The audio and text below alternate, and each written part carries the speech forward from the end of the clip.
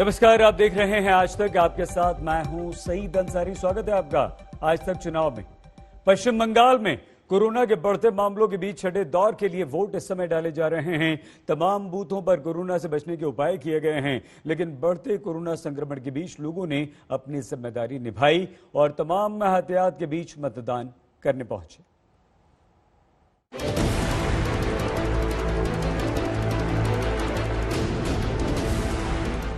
बंगाल में चुनाव, कोरोना का बढ़ता तनाव।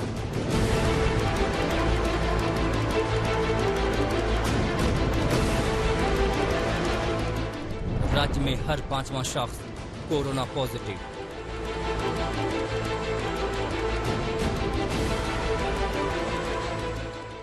कोरोना से सावधान, छठे चरण का मतदान।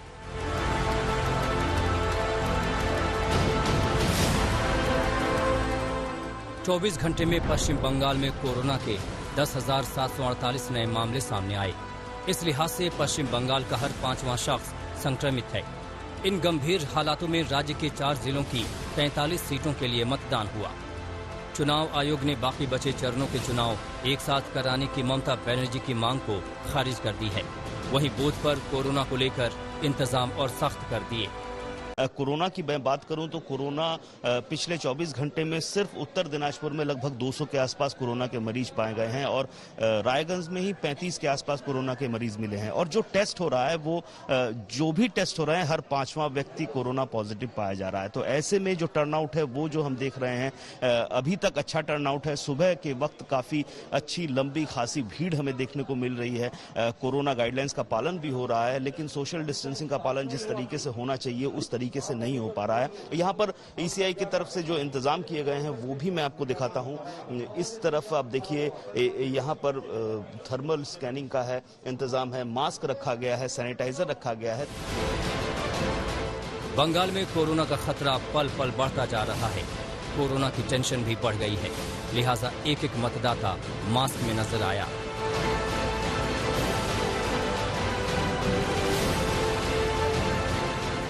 कोविड परिस्थिति में चूंकि यहाँ पे इस वक्त चुनाव हो रही है, इसीलिए सबके चेहरे पे मास्क मैंडेटरी है। आप देख सकते हैं हर एक वोटर जो यहाँ पे खड़े हैं लाइन पे, उनके चेहरे पे मास्क है। उसके साथ साथ इलेक्शन कमीशन की ओर से ग्लव्स भी दिया गया है, ताकि जब आप वोटिंग मशीन में वोट देने के लिए उनको प्रेस करें तो आप सीधा सीधा उसके साथ संपर्क में ना आए।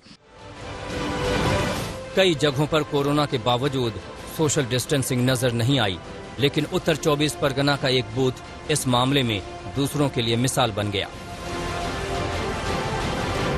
आज नॉर्थ 24 परगना के श्यामनगर के एक बूथ पे हम आपको दिखा रहे हैं कि कैसे सोशल डिस्टेंसिंग मेंटेन किया जा रहा है। कैसे एक बूथ हमको यहाँ पे मिला है नॉर्थ 24 परगना में, जहाँ पे लोग एक्चुअली सोशल डिस्टेंसिंग को मान रहे हैं। बूथ पे ये मार्क्स किए गए हैं जहां पर लोग एक्चुअली इसको मान रहे हैं, खड़े हैं, एक डिस्टेंस मेंटेन कर रहे हैं। ये चीज बहुत सारी जगहों पे देखा जाता है नहीं। पश्चिम बंगाल चुनाव में कोरोना बड़ा मुद्दा बना हुआ है। एक के बाद एक इस चुनाव से जुड़े दिग्गज कोरोना का शिकार हो रहे हैं। बंगाल चुनाव की देखरेख कर रहे मुख्य चुनाव आयुक्त सुशील चंद्र और चुनाव आयुक्त राजीव कुमार पहले ही कोरोना पॉजिटिव हो चुके हैं। अब कांग्रेस नेता अधीर रंजन चौधरी भी संक्रमण की चपेट में आ गए। उन्होंने अब बाकी बचा प्रचार वर्चुअली करने का फैसला किया है। सूर्याग्नि रॉय और इंद्रजीत कुंडू के साथ अनुपम मिश्र, उत्तर दिनाजपुर आज तक। छठे दौर के चुनाव में पश्चिम बंगाल में बीजेपी के दिग्गज नेता मुकुल रॉय भी मैदान में हैं। अमित शाह के 200 से ज्यादा सीटें जीतने के दावे पर मुकुल रॉय ने कहा कि बीजेपी 200 से ज्यादा सीट जीत रही है। वहीं उन्होंने कहा कि कोरोना से मतदान पर कोई असर नहीं पड़ेगा। हमारे संवाददाता इंद्रजीत कुंडू ने उनसे बातचीत की। मुकुलदा, बड़ा चैलेंज है आपके लिए, कैसे देखते हैं इसको? तो लास्ट लोकसभा चुनाव में ये सीट से बीजेपी का 55,000 वोट से जीतता, तो हमारा मालूम होता है तो बीजेपी के लिए इससे ठीक ही है, ठीक ही है। सब कह रहे हैं कि आपको उतना चुनाव प्रचार में नहीं देखा जितना आपके विरोधी जो है कोशानी तृणमूल कांग्रेस के, उनको देखा है। वो बच्चे में है, वो चुनाव लड़ रहा है, उसको लड़ने दीजिए।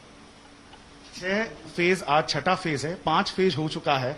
सब आपको मानते हैं कि जब तृणमूल में थे आप तृणमूल के चाणक्य माने जाते थे, आज बीजेपी में हैं। आपका असेसमेंट क्या है, कहां पे देख रहे हैं इस वक्त चुनाव? कृष्णनगर चुनाव से लड़ रहा है तो हम कृष्णनगर देखेंगे, तो कृष्णनगर में बीजेपी अच्छा स्थिति में है। ओवरऑल पश्चिम बंगाल में पश्चिम बंगाल में बीजेपी इस बार पावर में आएगा। अमित शाह कह रहे हैं 200 से ज्यादा सीट, क्या वो पॉसिबल होगा? 200 के आसपास ही जाएगा। 200 के आसपास जाएगा। क्या उस स्थिति में इस वक्त बीजेपी है? 6 चरण आज चुनाव। जरूर बीजेपी उस स्थिति में ही है। और इस वक्त कोविड की जो स्थिति बनी हुई है पूरे देश में, कोविड में तो फिर आगे हम लोग कोविड देखा है। अभी जो कोविड होता है ये आप लोग कोई बोल रहा है ये अलग तरह से होता है, अलग कुछ हुआ नहीं। अच्छा, लेकिन क्या इसका असर चुनाव पे पड़ेगा आपको लगता है? नहीं, क्योंकि नेक्स्ट फेज में कोलकाता में होने जा रहा है। जो होने दीजिए वो स्वाभाविक स्थिति में ही है।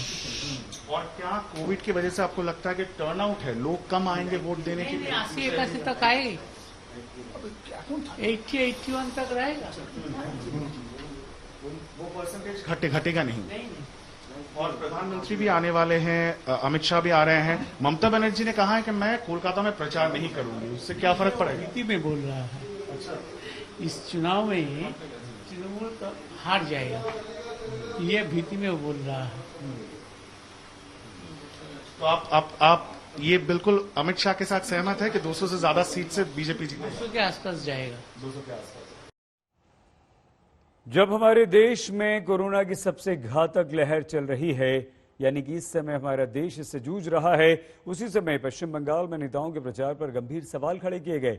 बाकी बचे 2 दौर के चुनाव में बढ़ते कोरोना के साथ ही वैक्सीन और ऑक्सीजन की कमी अब बंगाल में भी एक बड़ा मुद्दा बन गई।